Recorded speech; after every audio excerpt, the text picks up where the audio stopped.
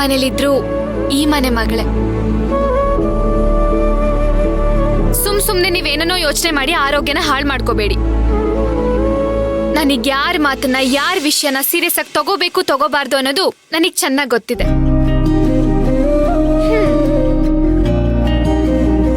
ನನ್ ರಾಜಿ ತರ ಮುದ್ದಾಗಿ ಮಾತಾಡಿ ಯಾರನ್ನ ಬೇಕಾದ್ರೂ ಹೇಳ್ಕೊಳ್ಳೋ ಶಕ್ತಿ ಇದೆ. ಹಾಗೆ ನನ್ ಚಕ್ಲಿ ತರ ಮಾತ್ ಕೇಳ್ದ ಇರೋರಿಗೆ ಕಷಾಯ ಮಾಡ್ಕೊಟ್ಟು ಮಾತ್ ಕೇಳೋ ತರ ಮಾಡೋ ಬುದ್ಧಿವಂತಿಕೆನೂ ನನಗಿದೆ.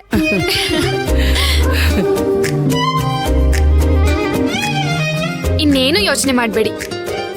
ಶಾಸ್ತ್ರಿಗಳ ಮನೆಗೆ ಯಾವುದೇ ರೀತಿ ಕಪ್ಪು ಚುಕ್ಕಿನೂ ತಗೋದಿಲ್ಲ. ಹಾಗೆ ನಮ್ ಕುಟುಂಬದ ಹೆಸರನ್ನ ಬೆಳಗ್ತೀನಿ.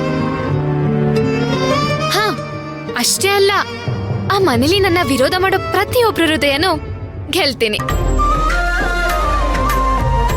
ಅದಕ್ಕೆ ಎಷ್ಟೇ ಸಮಯ ಆದ್ರೂ ಪರವಾಗಿಲ್ಲ, ತಾಳ್ಮೆಯಿಂದ ಕಾಯ್ತೀನಿ.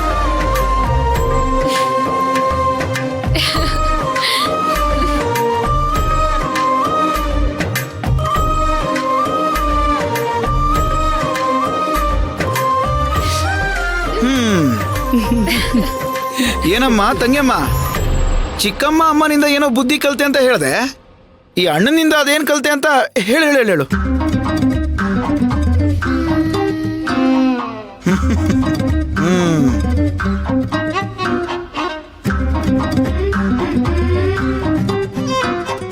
ಹಾ, ನಿನ್ನಿಂದ ಕೋಪ ಮಾಡ್ಕೊಂಡು ಜಗಳ ಮಾಡಬಾರ್ದು ಅನ್ನೋದನ್ನ. ಏನದೆ ಏನದೆ ನಾನು ಜಗಳ ಗಂಟನಾ ಅನ್ನೋದೇನು? ನಿನ್ ಜಗಳ ಗಂಟ ಜಗತ್ ಜಟ್ಟಿನೇ. ಮಾಡ್ತೀನಿ ನನ್ನ ಜಗಳ ಗಂಟ ಅಂತೀರ. ಅಯ್ಯೋ ರಾಜಿ, ರಾಜಿ, ಇದ್ಕೋ ನನ್ನ ಜಗಳ ಗಂಟ ಅಂತೀರ. ಅಣ್ಣ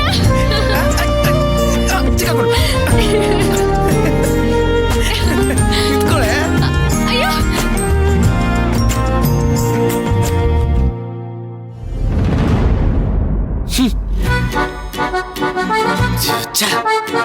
ಚಿಕ್ಕಮ್ಮ ಬೇರೆ ಕೋಪದಲ್ಲಿದ್ದಾರೆ. ಇದರಲ್ಲಿ ಏನಿದೆ ಅಂತ ತಿಳ್ಕೊಳಕ್ ಆಗ್ತಿಲ್ಲ. ಅಯ್ಯೋ, ಈಗ ಏನ್ ಮಾಡ್ಲಿ?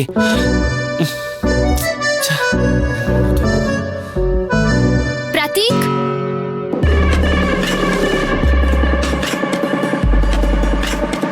ಪ್ರತೀಕ್, ಪ್ರತೀಕ್, ಎಲ್ಲಿ ಹೋಗಿದೆ? ನಾನಿಷ್ಟು ಹುಡುಕ್ತೆ ಗೊತ್ತಾ ನಿನ್ನ? ಯಾಕೆ? ಯಾಕೆ ಅಂದ್ರೆ ನಾವ್ ಅನ್ಕೊಂಡಿದ್ವಲ್ಲ, ಆ ಕೆಲ್ಸ ನಾಳೆ ಆಗ್ತಾ ಇದೆ. ಏನಾಗುತ್ತೆ? ಏನಾಗುತ್ತೆ ಅಂದ್ರೆ ಯಾಕೆಷ್ಟು ಆಬ್ಸೆಂಟ್ ಮೈಂಡೆಡ್ ಆಗಿ ಕಾಣ್ತಾ ಇದೀಯಾ? ಏನಾಯ್ತು? ಅದು ಅದು ಜಯ. ಸರಿ, ನಾನೇ ಹೇಳ್ತೀನಿ. ಆದಿತ್ಯನೇ ಅಗಸ್ತ್ಯ ಅಂತ ನಾಳೆ ಎಲ್ರಿಗೂ ಗೊತ್ತಾಗುತ್ತೆ. ಈ ತರನೇ ನೀವು ಮಾಡಿರೋ ಪ್ಲಾನ್ ಎಲ್ಲ ಫ್ಲಾಪ್ ಆಗಿದೆ. ಈಗ ಹಾಗ ಆಗೋದಿಲ್ಲ ಅಂತ ಪ್ಲಾನ್ ಮಾಡಿದ್ದೀನಿ.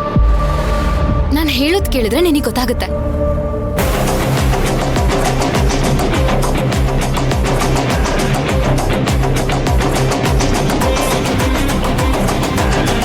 ಹೇಗಿದೆ ನನ್ನ ಪ್ಲಾನು? Extraordinary, brilliant plan. ಈ ಸರಿ ನೀವು ಹೇಳಿದೆಲ್ಲ ಆಗ್ಬಿಟ್ರೆ ಅಲ್ಲ, ಹಾಗೆ ಆಗುತ್ತೆ. ಈ ಸರಿ ಪ್ಲಾನ್ ನಾನ್ ಹೇಳ್ದಂಗೆ ಎಕ್ಸಿಕ್ಯೂಟ್ ಆಗುತ್ತೆ. ಬಟ್ ಅದಕ್ಕೆ ನಿನ್ ಸಪೋರ್ಟ್ ಬೇಕು. ಖಂಡಿತ ಇರುತ್ತೆ. Thank you Prateek, thank you so much. Bye bye. ಅಂತೂ ಈಗ ಈ ಮನೆಗಿಡಿದಿರೋ ಗ್ರಹಣ ಇವಾಗ ಬಿಟ್ಟೋಗೋ ಟೈಮ್ ಬಂದಿದೆ.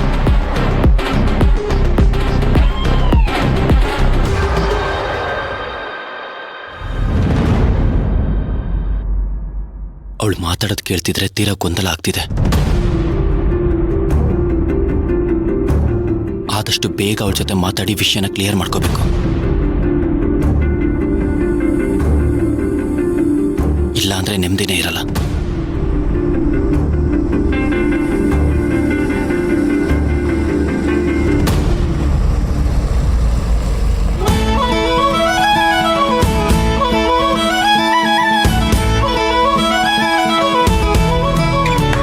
ಚಿಕ್ಕಿ ಫ್ಯಾಮಿಲಿನೇ ಬಂದ್ರು ಇವತ್ತವಳು ನನಗೆ ಉತ್ತರ ಕೊಡದೆ ಅದು ಹೇಗೆ ಹೋಗ್ತಾಳ ನಾನು ನೋಡ್ತೀನಿ.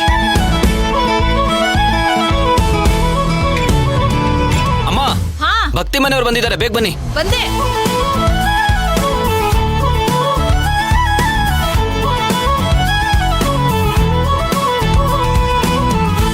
ಹೋಳಿ ಹಬ್ಬದ ಶುಭಾಶಯಗಳು. ನಿನ್ಗುನು.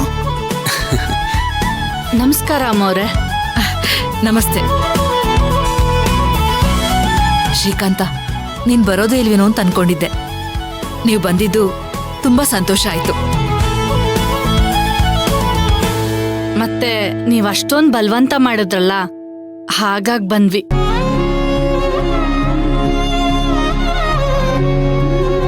ಶಾರದಮ್ಮ, ನೀಲ್ಕಂಠ್ ಶಾಸ್ತ್ರಿಗಳು ಅವ್ರಿನ್ನೂ ಆ ವಿಷಯದಿಂದ ಆಚೆ ಬಂದಿಲ್ಲ ಅಂತ ಅನ್ಸತ್ತೆ. ಅಯ್ಯೋ, ಹಾಗೆಲ್ಲ ಏನಿಲ್ಲ ಅಮ್ಮವ್ರೆ. ಚಿಕ್ಕ ಮಾವ ಪಕ್ಕದೂರಲ್ಲಿ ಉತ್ಸವ ಇದೆ ಅಂತ ಅಲ್ಲಿಗೆ ಹೋಗಿದ್ದಾರೆ. ಬರೋದಿನ್ನು 3-4 ದಿನ ಆಗ್ಬೋದು. ಇವತ್ತೇ ಯಾವುದೋ ಡೆಲಿವರಿ ಕೊಡ್ಬೇಕು ಅಂತ ಅತ್ತೆ ಬರ್ಲಿಲ್ಲ.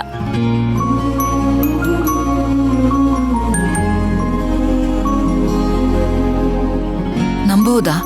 ಧಾರಾಳವಾಗಿ ನಂಬೋದು. ನಿಶ್ಚಿತಾರ್ಥದ ದಿನ ಇಲ್ಲೇನೇನಾಯ್ತೋ ಅದಕ್ಕೆಲ್ಲ ಕ್ಷಮೆ ಇರ್ಲಿ.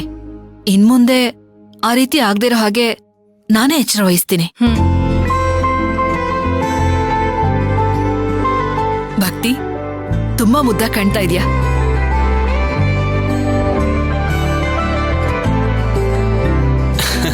ಶ್ರವಣ, ಏನ್ ಸಮಾಚಾರ? ಸಮಾಚಾರ ಏನಿಲ್ಲ. ನೀವ್ ಆದಷ್ಟು ಬೇಗ ಬೆಂಗಳೂರಿಗೆ ಹೋದ್ರೆ ನಾನು ಬಂದ್ ಬೆಂಗಳೂರು ನೋಡ್ಬೋದು, ಅಷ್ಟೇ ಸಮಾಚಾರ. ಮೊದ್ಲು ಸೆಕೆಂಡ್ PUC ಪಾಸ್ ಮಾಡು, ಆಮೇಲೆ ಉಳ್ಸುತ್ತುವಂತೆ. ಪಾಪ ಅವನ್ ಏನ್ ಹೇಳ್ದ ಅಂತ. ರಾಜಿ ಆಂಟಿ, ಆದ್ರೂ ಭಕ್ತಿ ಆರ್ಡರ್ ಬಂದಿದ್ದಾಳೆ ಅನ್ನೋದೇ ಆಶ್ಚರ್ಯ ಪಡೋ ವಿಷಯ. ಆರ್ಡರ್ ಏನಾದ್ರೂ ಬಂದಿದ್ರೆ 1 ನಿಮಿಷನೂ ಆ ಕಡೆ ಈ ಕಡೆ ಅಲ್ಲಾಡ್ತಿರ್ಲಿಲ್ಲ ಅವಳು. ದಾಮಿನಿ ಅಮ್ಮವ್ರು ಕರೆದ್ರು ಅಂತ ಬಂದಿರೋದು. ಅದಕ್ಕಿಂತ ಹೆಚ್ಚಾಗಿ ಭಕ್ತಿ ಅಚಿಂತ್ಯನ ನೋಡಕ್ ಬಂದಿದ್ದಾಳೆ.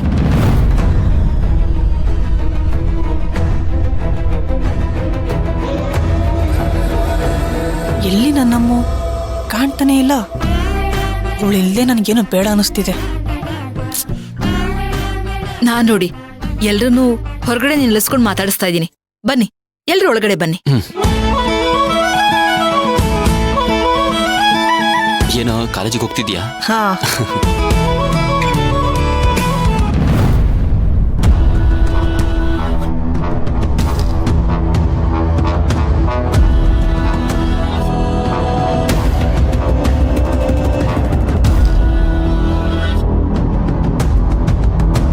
ನಾನು ಎಲ್ರೂ ಮುಂದೆ ನಿನ್ನ ಮಾತಾಡ್ಸಿದ್ರೆ ನನ್ನ ಜೊತೆ ಮಾತಾಡ್ಬೇಕಾಗುತ್ತಲ್ಲ ಅಂತ ಕದ್ದು ಮುಚ್ಚಿ ಓಡಾಡ್ತೀಯಾ?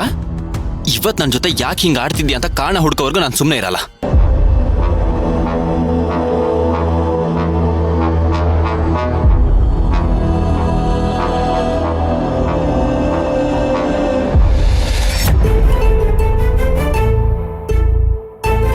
ಯಾಕೆ ಹೀಗೆ ಆಡ್ತಿದ್ಯಾ?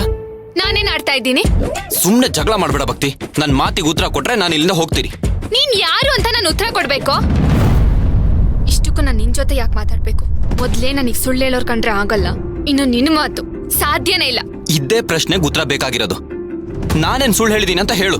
ಸುಳ್ಳು ಮಾತ್ರ ಅಲ್ಲ, ನಂಬಿಕೆ ದ್ರೋಹನು ಮಾಡಿದ್ಯಾ.